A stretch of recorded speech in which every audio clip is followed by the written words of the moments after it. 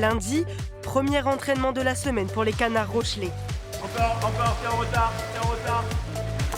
Faut être exigeante dès l'entraînement. Toujours. Il faut c'est aujourd'hui qu'on bâtit demain. Une exigence encore plus importante cette année.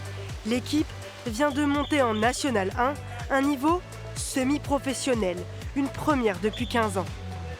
Cette montée en national, elle est bien pour le club, ça va permettre de le développer. Après, malheureusement, il y a eu la fermeture de la piscine. Mais on va faire au mieux et la ville de La Rochelle nous a aidés là-dessus pour rester et profiter de ce championnat-là le plus longtemps possible. Parce que leur lieu d'entraînement habituel, c'était ici, la piscine olympique de La Rochelle, en travaux jusqu'à l'automne prochain. Il a fallu trouver un plan B et c'est ici, à Périgny, au centre aquatique, qu'ils ont élu domicile. Le bassin n'est pas conçu pour le water-polo, ce qui pose quelques problèmes pour la préparation des matchs.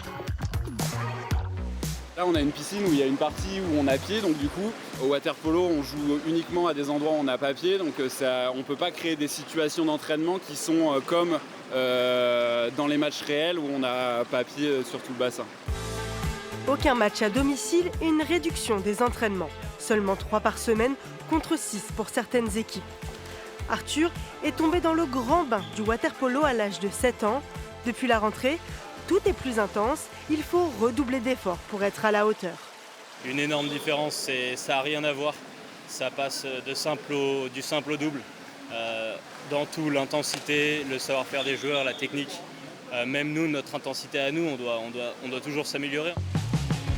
9 matchs au compteur et seulement 2 victoires. Un Slovaque est venu compléter les rangs de l'équipe. Dans les mois à venir, le président souhaite recruter de nouveaux joueurs. On espère rentrer des joueurs sur le mois de janvier, que les transferts vont pouvoir être permis à partir du mois de janvier.